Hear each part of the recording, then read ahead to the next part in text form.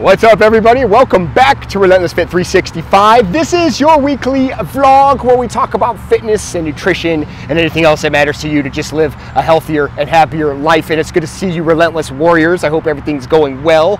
And before we continue on, I have a little friend with me. He's a little shy. His name is Clyde. And let me go get him really quickly. He's the newest addition to our sloth family. So this is Clyde, and we're gonna put Clyde over here. He's a little camera shy. Be nice to Clyde right there. He's a happy sloth. He's just a little camera shy, no big deal. I just wanted to send a shout out to all the people that have been training with me this week and tolerating me and my annoyances. You guys have been doing really good. I've been able to meet a lot of new people all over the world, beautiful faces in beautiful countries, talking about fitness and your nutrition goals. So that by itself was very rewarding, and I'm excited to see new people. Not another stuffed toy. Come on, Chris. Paprika. It's Clyde. Hey, what's up, guys? Hey, Chino, good to see you, bud. Yeah, it's another gorgeous day in Chicago. Hey, Clyde and Jake. Bevelin, good to see you. Bevelin, rocking it out. Hope your workouts are going well, Bevelin. I know we've been talking about that. So, yeah, I'm excited about that. But today the topic is running. Is it hurting your fitness gains? It's a really important question because I know a lot of people run. A lot of people consider themselves runners before they consider themselves fitness people, and I understand that. Running is interesting, you know. I say interesting because it has its pros, it has its cons, and if you look, it depends on your fitness goals of whether or not running is actually going to be good for your fitness gains down the road. The reason I want to say that, and for those of you runners who completely discount me and discredit anything I say right away just because you think I'm bashing running, understand this. I am by trade a runner. When I was 6, I ran my first race. Running was the first thing about fitness that I was aware of. So I am a runner. I do run. Now here's the difference. Things progressed for me, so I don't just run anymore. And it's 2:30 a.m. Thailand's time. Have a very good morning. Oh my goodness, I hope I didn't wake you up. Hello to all the beautiful people in Thailand. But anyways, yeah, sometimes I'll give you prompts. That's probably why some of those dislikes are there, because I wake you guys up. You can always turn that bell off, but I want you to turn the bell on so you get the prompts. So going back to running, that is actually what we are going to talk about today. How much do I run? Little baby sweet potato, that's a very good question. So if you asked me that question 2 years ago, I would have said something like 60 to 110 miles a week. I kid you not, 60 to 110 miles a week. I was doing ultra running. So ultra running is anything basically above 26.2 miles, which is considered a marathon. And the training with running was a little bit unique in the aspect of running because I kept strength training going. I didn't just run. And it's not very impressive, and I'm going to talk about that. I appreciate it, but it's actually not as impressive as you think. Running, anybody can run beyond 26.2 miles, and I'll talk about that in a second. But to give you an idea of how I used it, the reason why running wasn't really the prime source of it was I ran with weight because I didn't want to lose muscle. I didn't want to lose what I gained through fitness in general. I also knew running was only an aspect of fitness. It wasn't fitness. Now let me talk about why I think anybody can run 26.2 miles and plus. Here's the thing. When we compare ourselves so much, your videos give me so much in life and soreness. Was it Jamie? My fat fingers. I can't even see myself now. I'm sorry if I didn't get your name. I'm glad my videos are helping you out, and soreness is always good. And so now the running, why can people go through long stretches? Compare ourselves to other animals.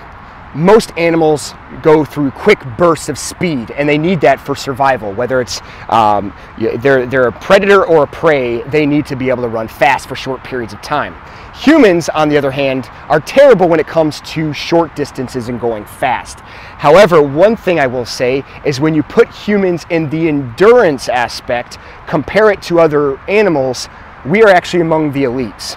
Our bodies are designed to go longer periods of time and at a slower pace. So to go 26.2 miles, to go 100 miles, or to go 2 or 3 straight days. It's very common in human aspect and human nature to go that long. The reason why it's kind of incomprehensible these days is we don't really do it for survival anymore.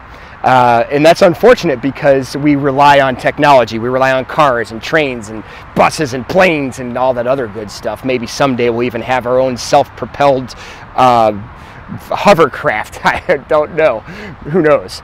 The point is, it does exist and it is important in our life. So keep that in mind.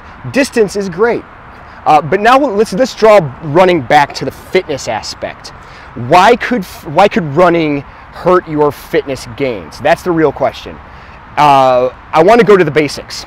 You first have to go off of, if you are a runner, and I'm really addressing you guys, how do your feet land and take off in each stride? Your gait, and that's a big important question you should ask yourself.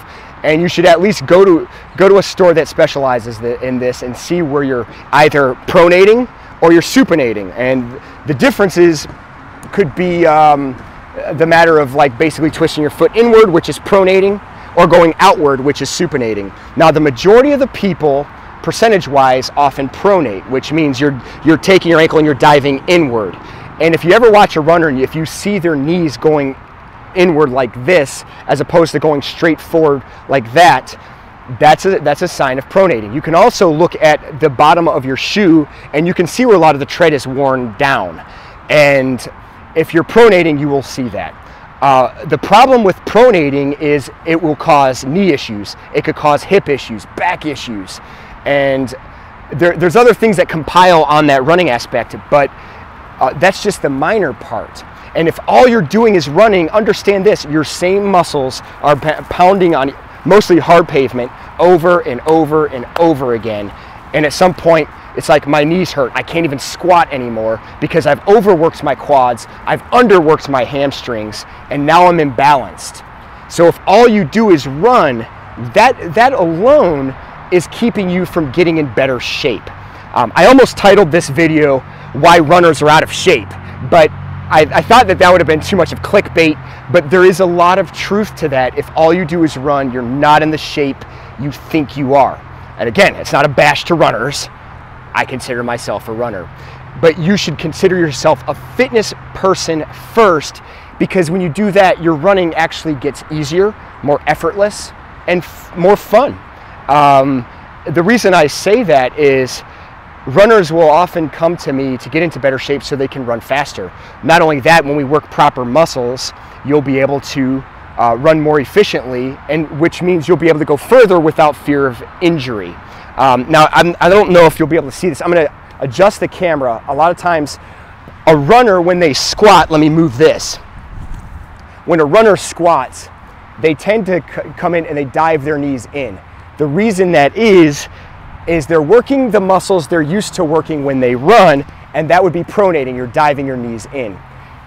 If you are a runner, my recommendation would be to get some sort of like tension bands, those flat, long tension bands, and put them around your thighs. I wish I had it today, but I forgot it. You want to put them around your thighs, and basically it forces the muscles outside to work out, and then you can come down and actually squat without any diving coming in.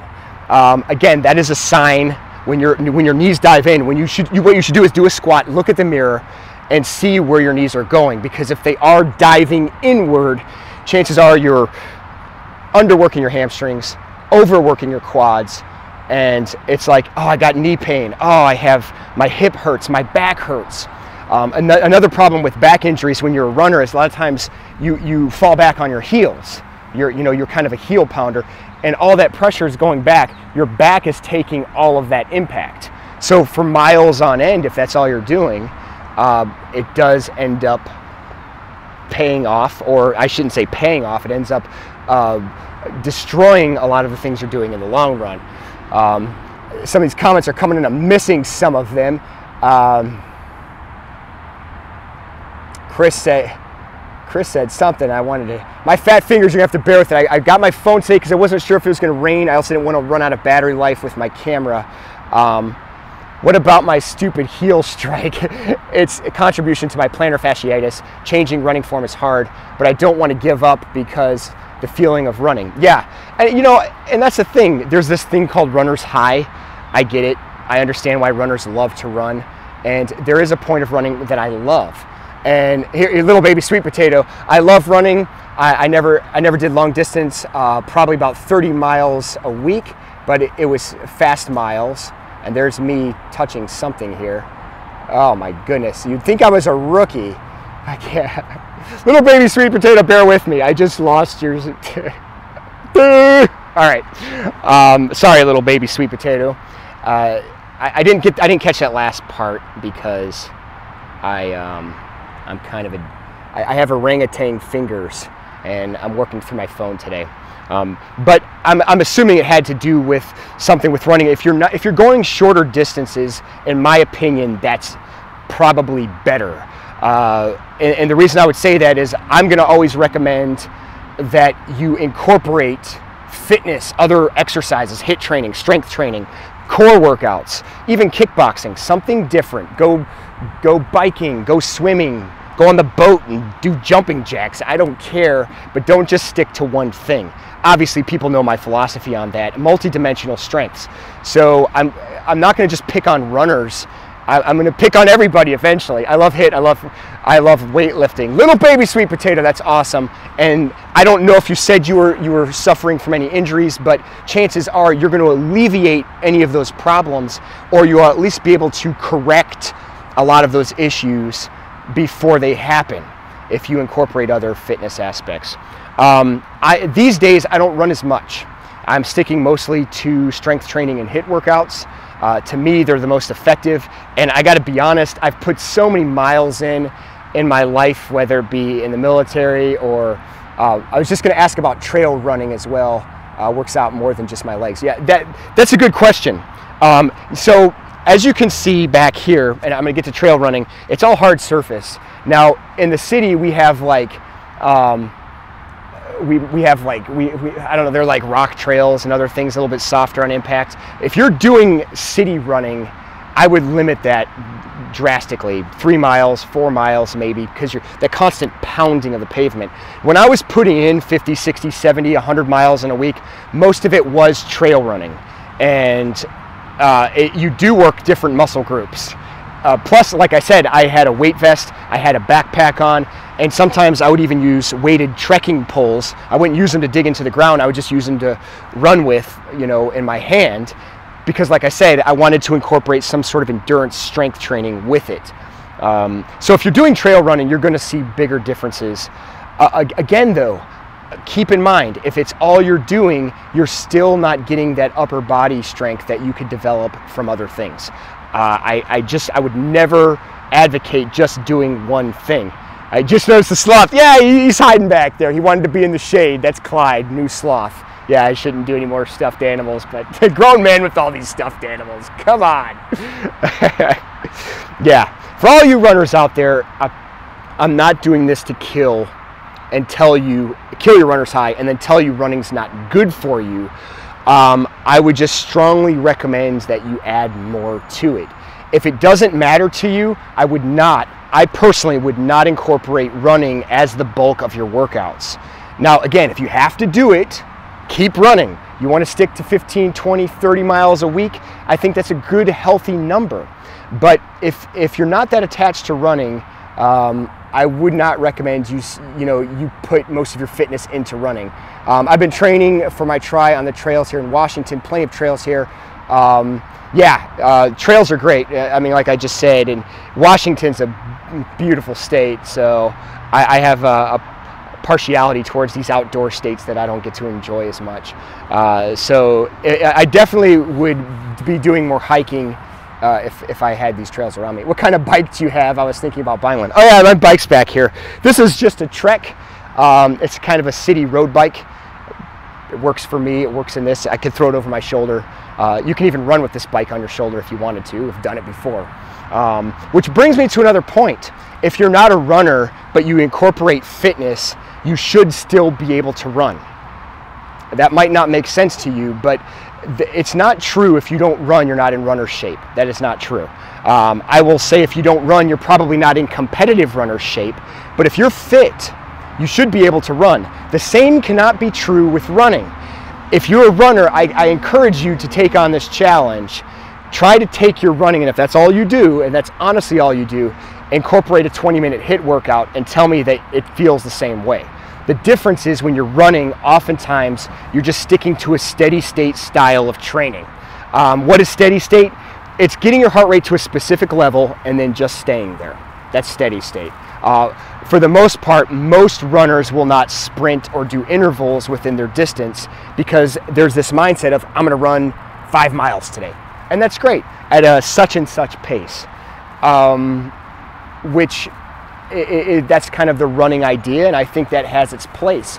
But it's not the same thing as doing some sort of interval or HIIT training. Now, you could incorporate that in running, but the problem is most people don't. And personally, I think the easier way to do that is incorporate some sort of HIIT training.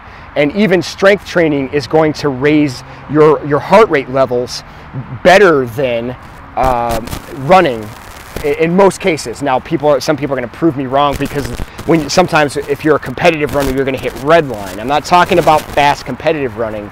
I'm just talking about the activity in general. So I hope that part made sense for you. It's kind of ideal. I don't know if there's a lot of runners out today. I can't always see what comes behind me, but I noticed when I ran, my heart speed never fell. There I go again.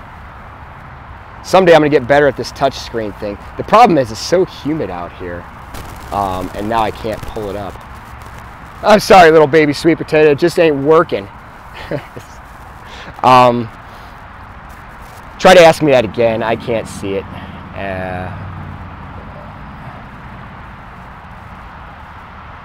There we go.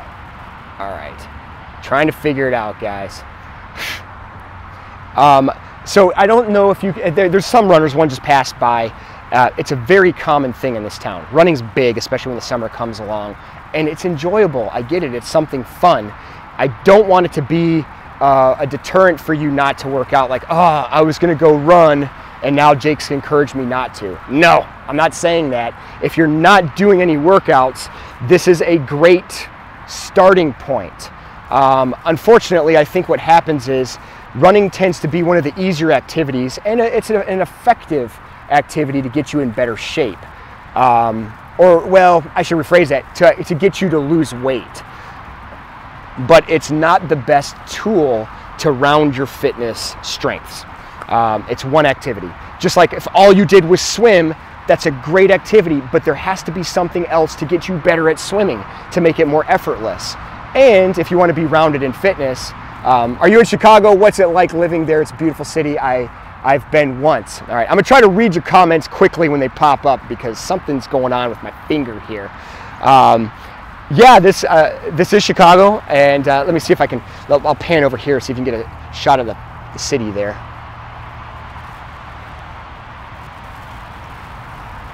There it is, that's a skyline. One of the benefits of having a phone.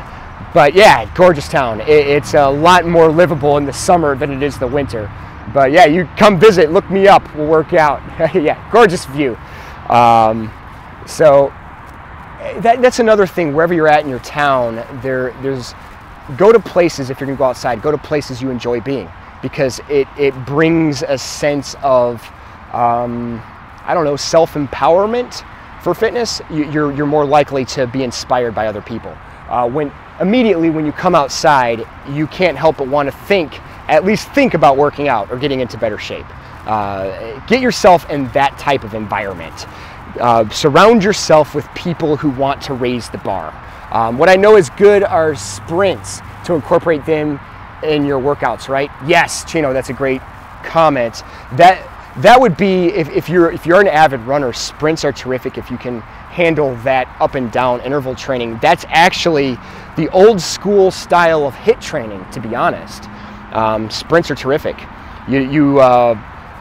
Basically you're gonna go at something for 30 seconds, sometimes less, a burst of power, and then you rest, usually longer than the time you actually gave that exertion, because you're raising up the bar, you're lowering the bar, raising up and lowering. Also, that increases your fitness levels, which is your VO2 strength. Fartlek training can be the worst. Yeah, that's exactly what it is. Fartlek training is doing sprint intervals. Should you run during bulking phases? Good question, Rich. No, if you're talking about bodybuilding, I would stay away from a lot of those steady state cardio things. I'll get back. My husband won't try HIIT because dropping the mat with intensity makes him nauseous. What's up? Oh my goodness, this is killing me. I'm sorry. Then they often seem upset. I really apologize. I can't seem to. I'm gonna relocate, guys. I'm gonna get a little shadow here, but I'm gonna try to see if I can run this fell.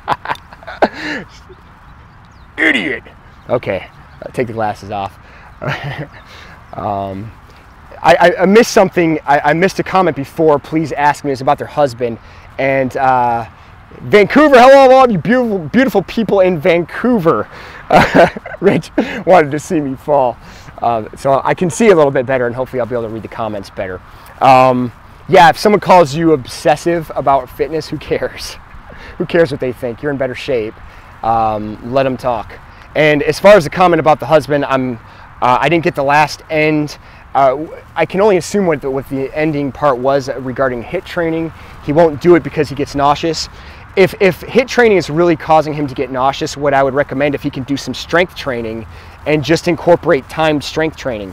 That acts like a HIIT workout would, because it's still going to raise and it's still going to lower your heart rate, but it probably will not get him as nauseous. A lot of times people get nauseous during HIIT training because of, usually in HIIT training people incorporate jumping and up and down, and a lot of that can get you dizzy or nauseous. So try the strength training and perhaps that might help. I'm reading into a question. I don't even know if that was a question, but I have heard that before, that people don't want to do HIIT because they feel sick. But strength training will help. And I want to go back to Rich's question in regards to running during bulking. For all you bodybuilders out there, you want to stay away from a lot of that steady state. Yes, I answered it. Oh, I guessed, Angela, and I did answer it. Okay, good. I'm glad to hear that. But if you're bulking during your bodybuilding phase, you want to stay away from that. Again, if you need some sort of like heart rate training, I would recommend doing a Tabata with weights. And I did a strength training recovery one time. Short HIIT periods for bodybuilding may be good. Yes, little baby sweet potato, you were reading my mind. Tabata would have been what I recommend. You know, but I would do it with weights. If you're a bodybuilder, do it with light weights. Obviously, you're not doing strength training at that point. You just want to keep the muscles, oxygen into the muscles, and loosen up and all that good stuff.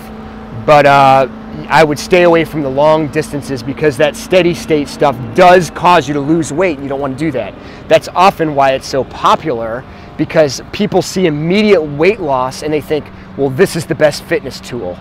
And you really want to focus on that word fitness. Just because you're losing the most weight in the short period of time doesn't necessarily mean you are getting the fittest by doing that. I'd argue if you incorporate strength training and HIIT training for the long term, that's where you're going to see your fitness levels improve drastically for the long-term environment. And I hope that makes sense to you guys. If you're a runner out there and if you have any questions or if you have any pain issues, let me know. Are your joints hurting you? Your knees, your back, your hips? Maybe you think your gait is good, which is, your gait is basically your stride when you're running. And basically, if it's good, it should all stay in alignment. Your knees should not dive in between your toes or outside. So either pronating or supinating, it should do neither. It should basically be a straight line. If it's not like that, let me know. We can talk about what you can do to correct that. Like I said, the bands around your thighs, working on squats there, that'll help your abductors. Adductors start running. No running for me with a chunk of meniscus. Oh wow, yeah, missing one knee and a torn ACL on the other. Yeah, again, but you don't need to. Your HIIT training and other stuff are going to be able to do it. And good to see you. Now I can turn up the volume. I'll definitely watch this video later. Yeah, Yeah, don't turn up the volume if you can't do it, especially if they hear my voice. Anna, good to see you. Hope your workouts are going well. And that gives me this opportunity to pause for a second and just kind of reach out to the runners. And I'm not trying to preach to you. I'm just trying to open your minds to try more. Don't get so caught up in thinking running is the only answer. And if you are going through those pains, let's talk about it. We'll try to correct that. Appreciate the comments, appreciate the questions, appreciate dealing with me and being nice to Clyde. Let me turn him around a little bit. There's Clyde here. Let's put him back here. How did you become a personal trainer? It's honestly my dream job. Oh, that's awesome, little baby sweet potato. Well, I will have to answer that question before I go. Sit there, Clyde. Sit. Outdoor live is so much different. let me keep Clyde the camera. He's a little happy. I'm going to answer your question right now. How did I get into personal training? We can go all the way back as early as probably when I was 12 and started. Quiet, Rich. I know you're making comments. No more jokes. This is serious. I'm trying to answer my personal training question. Yeah, when I was 12 years old, that was the first time I entered the gym. And like any guy or kid at that time going in, I was like inspired by the big muscular guys in the bodybuilding. As that progressed, I got into the military. If your goal is to lose weight first, then add muscle later, is longer distance okay? I'll answer that in a second. That's a good question.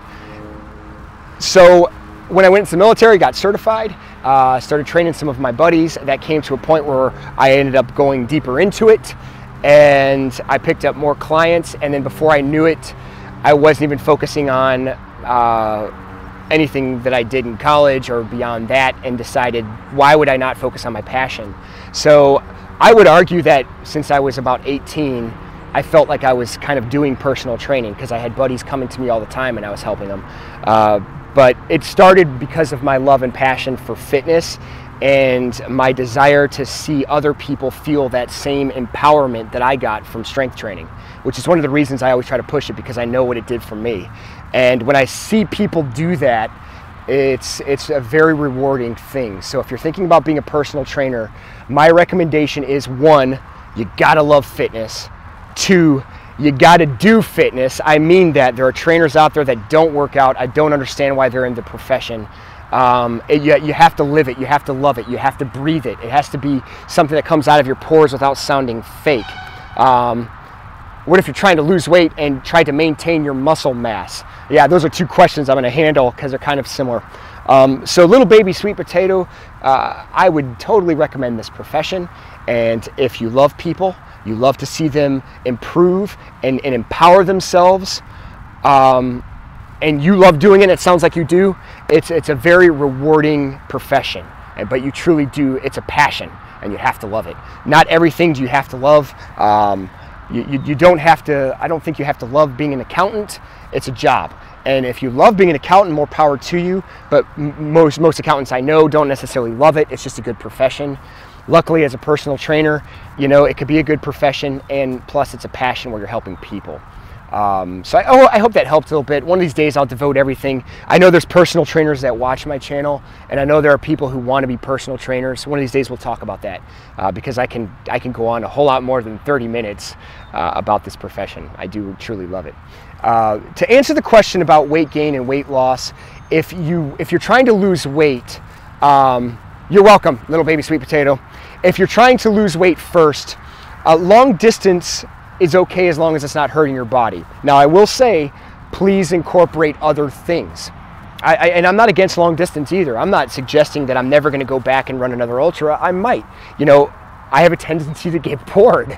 So there may be a point where I'm like, okay, I'm going to do another adventure race, or I'm going to go do another ultra. Distance is good.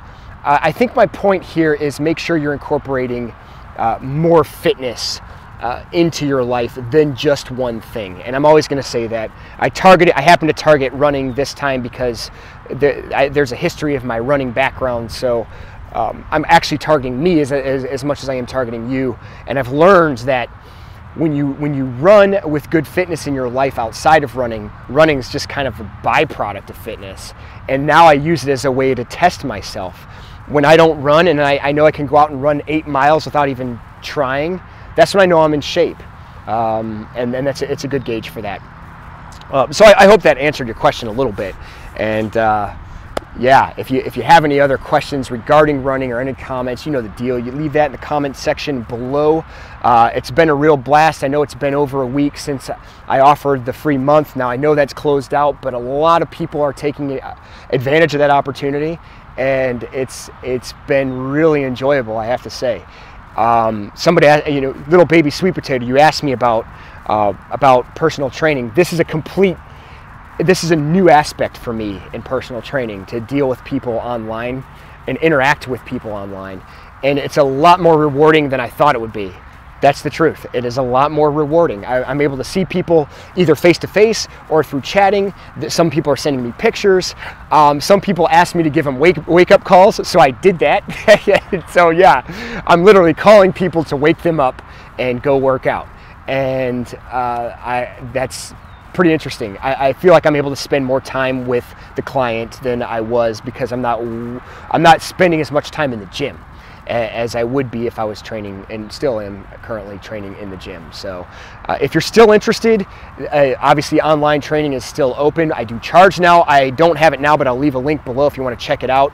The prices will be on there. They are on there. They're for 1 month, they're for 3 months, and then they're for 6 months.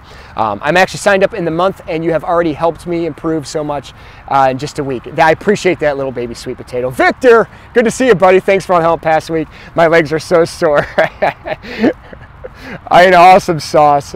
Oh, it's good to see you. I hope you guys are doing well today. I know a lot of you are really working hard, and the list of people through this world that we're able to touch through fitness is pretty interesting. I always knew it was one of those things that made people feel better, but it's funny when you don't even have to speak the same language, and you can see someone smiling after they've accomplished something.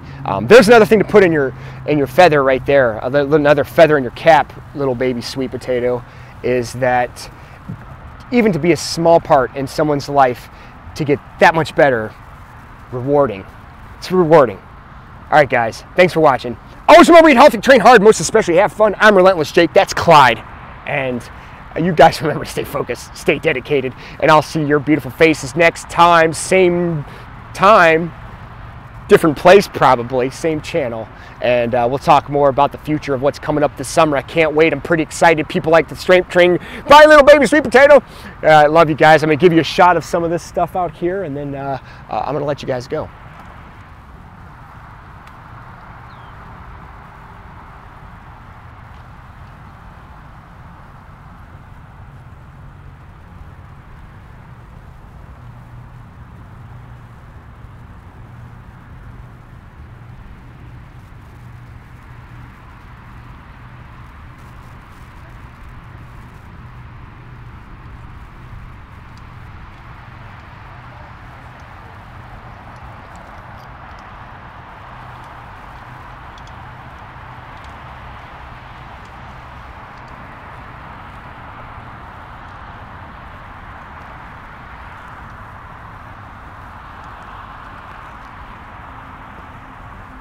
See you guys.